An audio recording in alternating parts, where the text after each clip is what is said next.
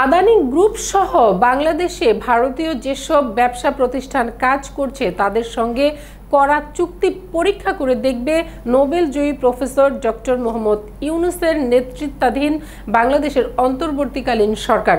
2017 সালের একটি চুক্তির অধীনে ঝাড়খণ্ডে অবস্থিত আদানি গ্রুপের একটি বিদ্যুৎ উৎপাদন কেন্দ্র থেকে বিদ্যুৎ আমদানি করেছে বাংলাদেশ।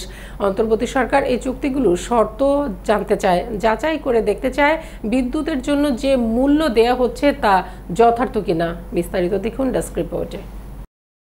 অনলাইন ইন্ডিয়ান এক্সপ্রেসে প্রকাশিত এক প্রতিবেদনে এসব কথা লিখেছেন সাংবাদিক শুভজিৎ রয়। তার দাবি, এসব তথ্য জানিয়েছেন অন্তর্বর্তী সরকারের একজন সিনিয়র কর্মকর্তা।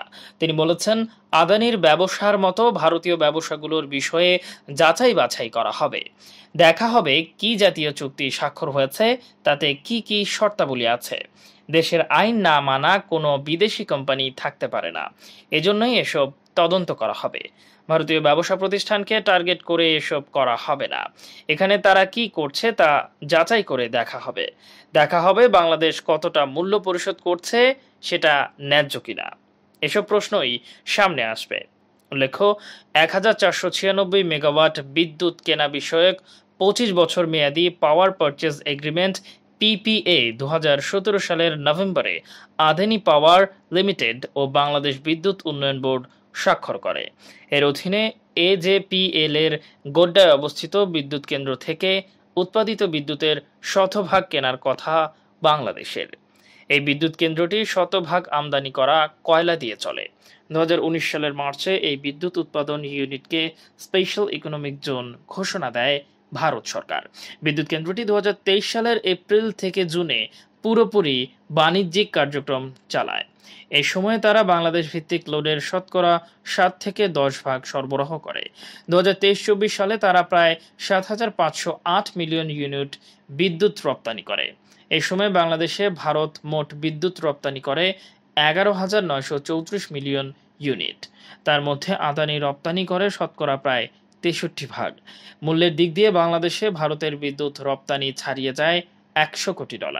প্রতিবেশী দেশগুলোতে ভারত মোট যে পরিমাণ বিদ্যুৎ রপ্তানি করে তার মধ্যে এই পরিমাণ শতকরা প্রায় 10 ভাগ। চুক্তি নিয়ে বাংলাদেশ নতুন করে যাচাই বাছাই করার যে তথ্য প্রকাশিত হয়েছে তা নিয়ে আদানি পাওয়ারের একজন মুখপাত্র বলেছেন, পাওয়ার পারচেজ এগ্রিমেন্ট PPA বাংলাদেশ সরকারের পর্যালোচনা করার বিষয়ে আমাদের কাছে কোনো তথ্য নেই।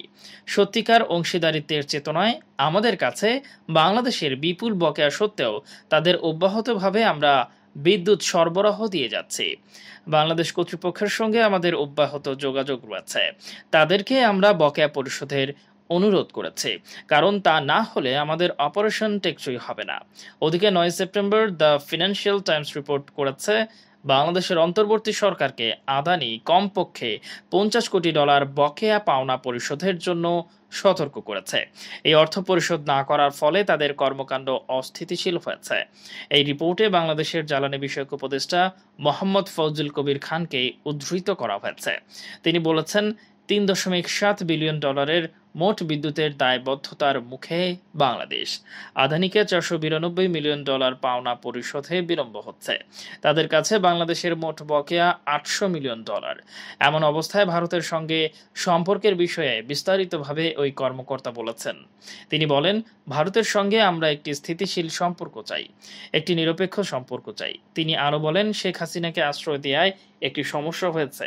প্রথমত আমরা দেখেছি তিনি সেখানে কিছু সময়ের জন্য রয়েছেন, কিন্তু এখন তাকে বাংলাদেশের বিরুদ্ধে কর্মকাণ্ড চালানোর সুযোগ দেওয়া হচ্ছে। শেখ হাসিনার বিবৃতির উল্লেখ করে তিনি এই কথা বলেন। প্রফেসর ডক্টর ইউনূস যে অর্থনীতির দিকে দৃষ্টি দিয়েছেন সে প্রসঙ্গে তিনি বলেন, দেশের প্রশাসনকে পচিয়ে ফেলে অর্থনীতিকে পচিয়ে পালিয়ে গেছেন শেখ হাসিনা। দুর্নীতি ভয়াবহ ছিল তার সময়ে। পিয়ন পর্যায়ের লোকের বিশাল $1 কোটি সম্পদ রয়েছে। তিনি আরো বলেন, আমরা সবেমাত্র ইঞ্জিন চালু করেছি, এটাকে কাজ করতে দিন, তারপর সামনে এগোবো।